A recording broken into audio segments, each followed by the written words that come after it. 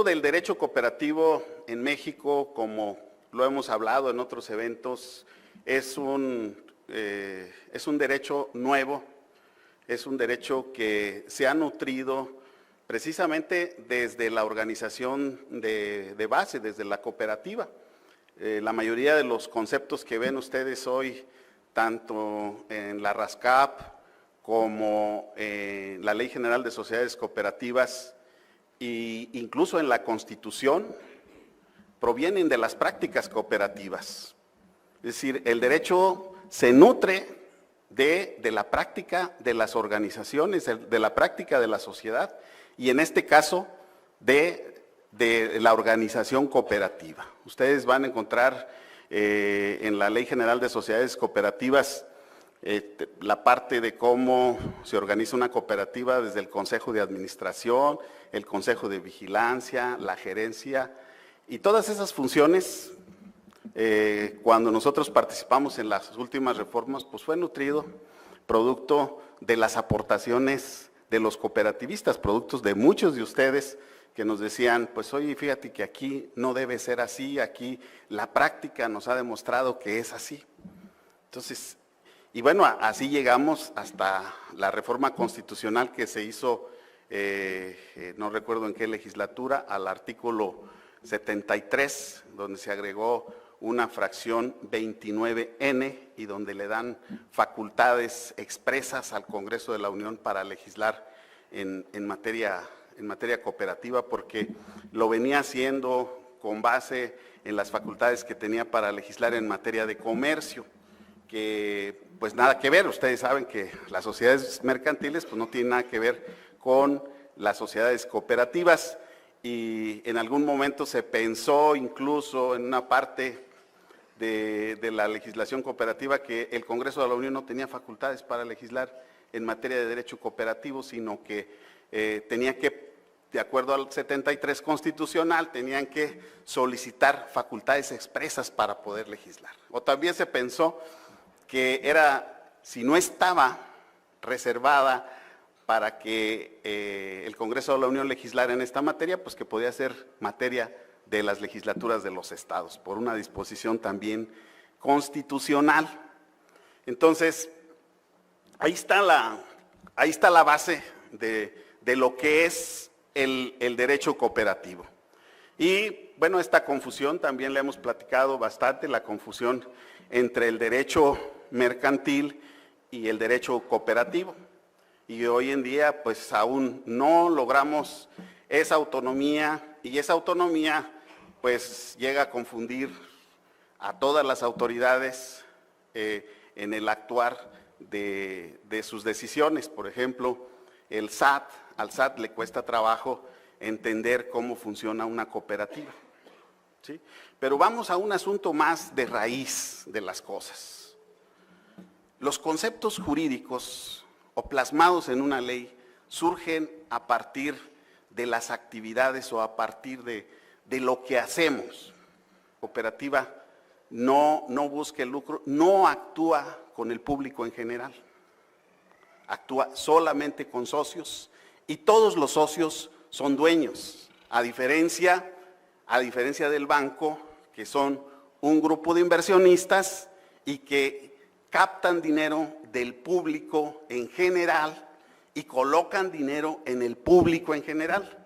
La cooperativa no hace eso. La cooperativa capta solo de sus socios, coloca entre sus socios y además no tiene fines de lucro, porque la diferencia entre la tasa activa y la pasiva pues la usa para cubrir sus costos de operación.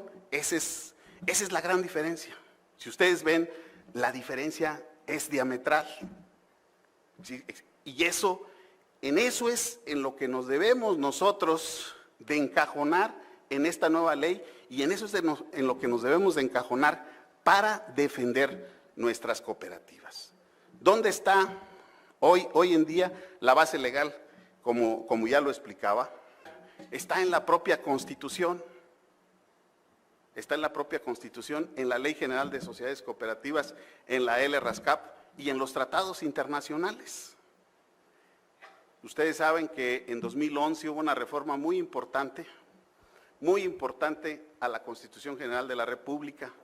Esta reforma yo creo que hoy en día, por la práctica que hemos vivido en los tribunales y ante las diferentes autoridades y el grueso de la sociedad, no la hemos dimensionado. Esta reforma es trascendental, es importantísima. ¿Qué quiere decir esto? Que cuando exista duda en la aplicación de una ley ante una autoridad y ante un juez, debe de aplicarse el principio de que debe favorecer a las personas. Llámese entes colectivos, llámese entes individuales, porque todos son beneficiarios de los derechos humanos, que ahora ya no son garantías individuales, son derechos humanos, son derechos fundamentales. ¿Y qué dice la fracción segunda de este mismo artículo primero? Dice, todas las autoridades en el ámbito de su competencia tienen la obligación, todas, fíjese. Es decir, esto antes era solamente competencia de los jueces, ahora no, todas las autoridades, es decir, cualquier autoridad municipal, estatal, y no importa que no esté encargada de impartir justicia.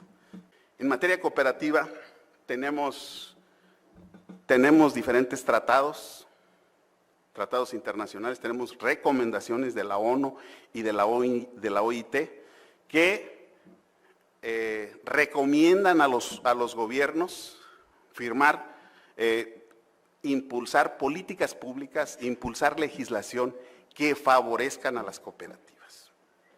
Y nos han dicho por ahí, no han sido suscritos todavía por el gobierno mexicano. Sin embargo, hay también ya jurisprudencia de la Corte que dice que no importa si no han sido firmados, si son emitidos por un organismo internacional reconocido, las autoridades de cualquier país tienen obligación de respetarlos y ponerlos en práctica.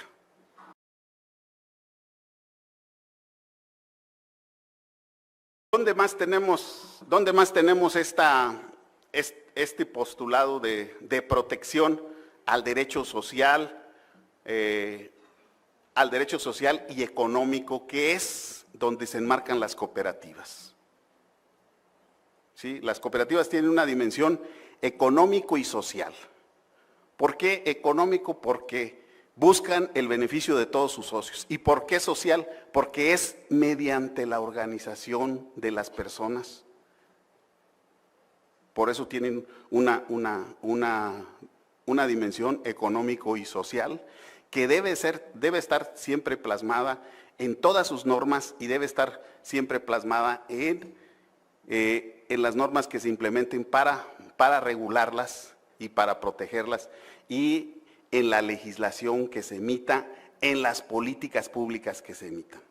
Hoy pues tenemos una política que no solamente piensa que las cooperativas no existen en el país o que no existimos, sino más que el apoyo, como lo decía el licenciado Rafael, tratan de aniquilarnos, tratan de desaparecerlas.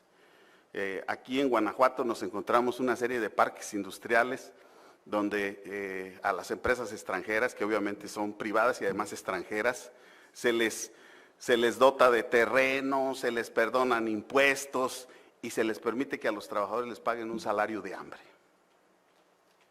En vez de que hubiera un apoyo, un desarrollo a la organización cooperativa para que alrededor de todas esas empresas surgieran cooperativas que pudieran dar muchos servicios que necesitan ese tipo de empresas transnacionales, por ejemplo, como la automotriz. Pero tenemos un gobierno que no ha creído en el modelo cooperativo, que no le ha apostado al modelo cooperativo. Luego tenemos la definición actual de la Ley General de Sociedades Cooperativas, que viene en el artículo 2, que dice que la sociedad cooperativa es una forma de organización social integrada por personas físicas con base en intereses comunes y en los principios de solidaridad, esfuerzo propio y ayuda mutua, con el propósito de satisfacer necesidades individuales y colectivas a través de la realización de actividades económicas, de producción, distribución y consumo de bienes y servicios. Ahí está ahí está plasmada lo que yo les comento, la dimensión económica de las cooperativas y la dimensión social, que ese ha sido la base para defendernos, no solamente para defenderlos e impulsarlos, no solamente cuando se tengan que impulsar políticas públicas que beneficien, sino también cuando se tenga que emitir la legislación que va dirigida a normarlas, a regularlas o a impulsar cualquier política pública para este sector. El artículo primero de la RASCAP, que si ven, este artículo ya hace referencia de manera específica al artículo 25 constitucional. Es decir, ya esta ley fue expedida con base en lo que establece, en el postulado constitucional que establece el artículo 25 para las cooperativas. Es decir, no solamente esta ley tenía la intención, que es algo que ha malinterpretado la bancaria, de regularlas, sino también de apoyarlas, porque está referenciada y expedida con base en el artículo constitucional, que es el que habla específicamente tanto del desarrollo económico como de la existencia de los tres sectores, el social, el privado y el público. La que sigue. Y aquí tenemos en este artículo, que ha sido muy importante en el actuar, sobre todo ante los tribunales. Este artículo nos ha salvado de varias embestidas jurídicas de las autoridades, porque aquí se define prácticamente que no somos igual que los bancos, que somos entes diferentes y que como la ley de instituciones de crédito es la que establece las excepciones de las organizaciones o las sociedades que pueden captar recursos, en este caso de los socios, y colocar entre los socios. Entonces han tratado de confundirnos, y de hecho, si este artículo, que recuerdo que fue todo un episodio para modificarlo ya en el Pleno, y que le damos gracias desde aquí al entonces senador Monreal, que fue el que lo planteó en la Cámara, y que aquí está la diferencia entre lo que es una cooperativa y lo que es un banco, y que en los procedimientos la autoridad bancaria sigue intentando confundir de esta situación, y les decía al principio, no somos iguales, y nosotros tenemos que mantenernos en esa línea para poder defendernos, y tenemos que seguir impulsando las reformas, y en este caso pues la ley marco, como la Ley General de Cooperativas, tiene que estar bien marcado el andamiaje de las cooperativas. Aquí tenemos nada más para ponerles un ejemplo de que no estamos hablando de lo mismo. La ley de instituciones de crédito en el artículo 2 establece que para efectos de lo dispuesto en la presente ley se considera servicio de banca y crédito la captación de recursos del público en el mercado nacional para su colocación en el público, mediante actos causantes de pasivo directo contingente, quedando el intermediario obligado a cubrir el principal y en su caso los accesorios financieros de los recursos captados. Aquí, captar y colocar en el público, pero además la palabra intermediario. Y vimos que expresamente en el artículo 2 de la RASCAP establece claramente que no somos intermediarios, que no tenemos fines de lucro. Hoy es un momento muy oportuno por la situación que está pasando en el país, es un momento muy oportuno para defender al sector cooperativo.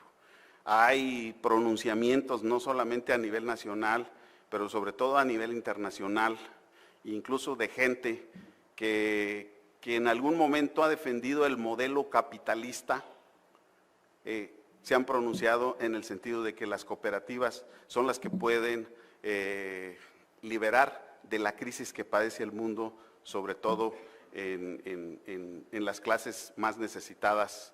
Finalmente les quiero comentar, solamente las voy a comentar. Hay 3 tesis de jurisprudencia que voy a dejar la presentación para que la comenten y la puedan ver, la circulen. Hay tres tesis de jurisprudencia. Esta que ustedes tienen en la pantalla es una jurisprudencia firme que establece el principio de progresividad.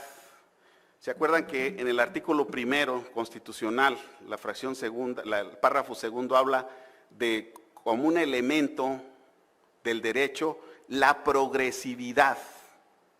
¿Y a qué quiero llegar con esto? O sea, no puede el gobierno hoy aniquilar a las cooperativas como lo ha estado pretendiendo hacer o como lo ha estado haciendo con muchas, porque eso es regresividad, no es progresividad, y estas decisiones están en contra de lo que establece expresamente la Constitución. Y la Corte ya se ha pronunciado. Esta jurisprudencia, si no más recuerdo, es de septiembre del año pasado. ¿Y qué son los derechos económicos y sociales y culturales? Hay un tratado internacional que trata toda esta gama de derechos y donde están inmersos el bienestar de las personas, la concreción de sus satisfactores elementales. ¿Y qué es lo que hace la cooperativa? ¿Qué es lo que hace la cooperativa? La cooperativa lo que hace es la organización para tener el acceso al crédito. ¿Y qué hacen con el crédito? Pues lograr los satisfactores elementales para poder echar a andar un pequeño negocio, para poder construir o terminar de construir la casa o cualquier otra necesidad escolar, etcétera. Ustedes saben más que yo de eso, que lo han vivido en la práctica. Y en ese sentido, pues, tenemos esta otra que fue publicada el 29 de septiembre de 2017. Así que toda esta gama de derecho que yo les he estado comentando, no estamos solos. La Corte ya se ha venido pronunciando.